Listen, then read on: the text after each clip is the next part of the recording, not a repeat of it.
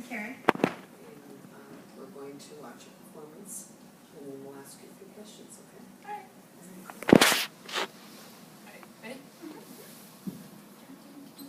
Alex, stop that. This is so boring. Why can't I hang out with my friends today? Because we're having a tea party and hanging out with Grandma today. That's right, Alex. You and your friends can go hang out later and do whatever you kids do nowadays. All she does with her friends is spy on the cute boys anyway. That's not true. Besides, the tea party sucks. The tea is totally cheap and it tastes disgusting. Well, back in my day, we had to pay a lot in order to get our cup of tea, so you should be grateful.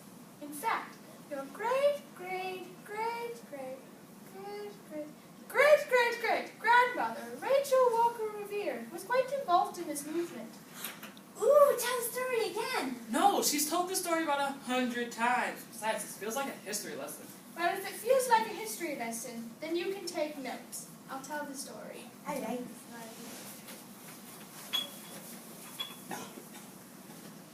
this Once upon a time. Let's go back to December of 1773. Men of the Sons of Liberty have just dumped over 10,000 pounds of tea into the Boston Harbor as an act of protest against the taxation put on the colonies. There were 3 ships in Griffin's Wharf that day: the Beaver, a whaling ship, the Dartmouth, a whaling ship, and the Eleanor, a full-rigged ship. The act of protest took about 3 hours and about 200 participants.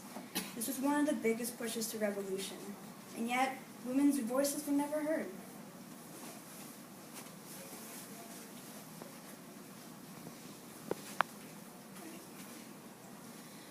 This is the woman I spoke to. This is Deborah Sampson. Deborah, this is Rachel Walker Revere, wife of Paul Revere.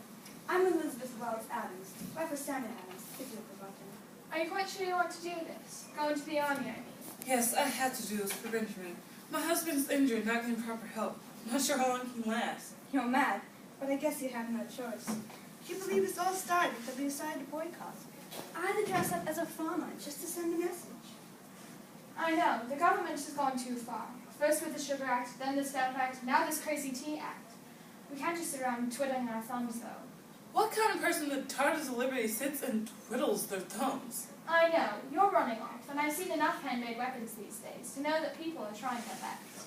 Shouldn't we leave all this sneaking around till nightfall? It's much safer than broad daylight. I'll wait till the stars set their first light. That way you can keep an eye on me. Besides, we don't have the time to spend all the time we need. Need I remind you, you're expected to house British troops in 2 days. Anyway, we can't let the men have all the fun. You make it sound like it's a game that everyone wants to play. Well, it's not. It's become a matter of life and death.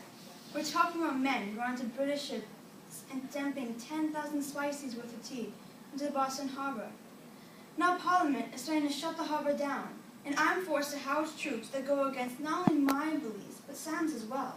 Yes, I know about that, and I'm worried. But getting yourself thrown in jail for disobeying the Quartering Act isn't going to help anyone. It might help a little.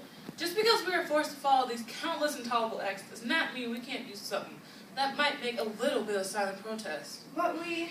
Nothing, madame. We are going through this whether you like it or not. I will not sit here while my husband, Benjamin Gannett, goes off to risk his life and limb for the freedom and liberty that we deserve. You can't expect her to just sit here.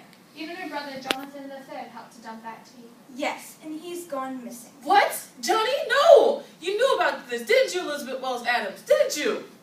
Yes. I know of all the names of those who fled the city, and of the one who got arrested. Who? Francis Akeley. Only he. Really? Only one? It would have been none, if the first plan would have worked. What first plan? Sam asked Governor Hutchinson to tell the ships to leave port. He refused. He's too loyal to Britain, and doesn't like the Sons of Liberty. After that, he sent Francis Roch to give the ships the agreement the Sons made, saying that if they unloaded the tea, they would harm the crew and cargo. Yet the ship's captain refused to leave. After the tea was dumped, the governor was furious. He declared the Sons lawless and highly criminal. That's when most participants fled the city. Well, what'd you expect? We dumped millions of spices worth of tea into the Boston Harbor, made the largest cup of tea in history. I still wish you would have told me about my brother, though. Largest cup of tea. I like that. As do I. I've been wondering about what they would call this event. Maybe the Boston Tea Party or the Sea of Tea. I don't know. They say we're going to war soon. I heard General Washington will lead us to battle. Or my Samuel. He can't go. Now this new Administration of Justice Act has been put in place. We can't have our old self-government. Sam could be sent to war on either side. That's awful. Paul is talking of being a scout, something about 1 by land or 2 by sea. What do you think it means? It means it's time to take action. But how? What can we do that will make any sort of change? I'll make bullets, meals, uniforms. You guys could join me. No, we shouldn't. Paul and Samuel is here, and your Benjamin needs you out on the field. Okay, but you'll be missing out on fun. And all the injuries.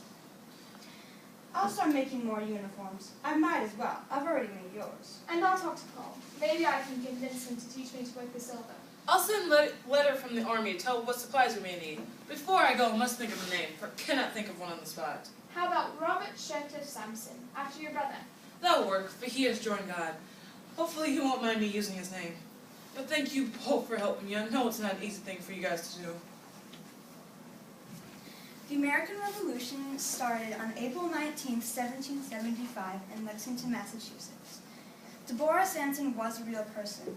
She served 6 months under the command of George Webb, and her fellow soldiers rode 6 miles to get her to a hospital after being wounded in the leg. After being discarded from the army, Paul Revere wrote on Deborah's behalf, asking that she get a spot on the invalid pension roll.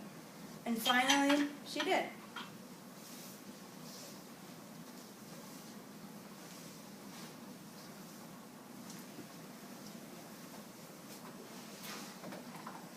You never told me she went to go fight in the army.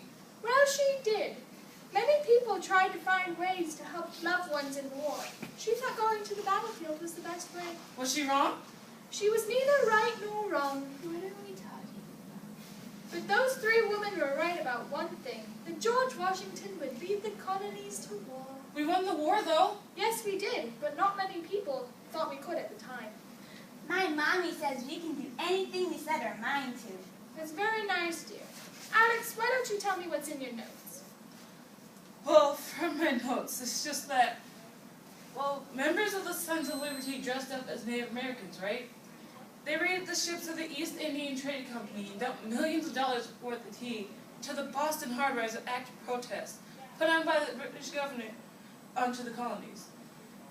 This act was one of the biggest steps of revolution that ultimately changed America's history forever. Yet nobody seemed grateful for the sacrifice and loss of lives. Well, you didn't want to be here, and you didn't want to hear the story. Thank you, Rosie. Now, girls, I told you the full story this time because it did seem like you didn't care. This is an important turning point in history, and not all people know all perspectives or things that happened. I told you this so that you would know that our nation was built on the ground we fought for, and by overcoming these obstacles, we created the nation we wanted. I wish more people would find the reason to do the right thing. There are some things worth fighting for, though. Love, country, rights, freedom. And scene.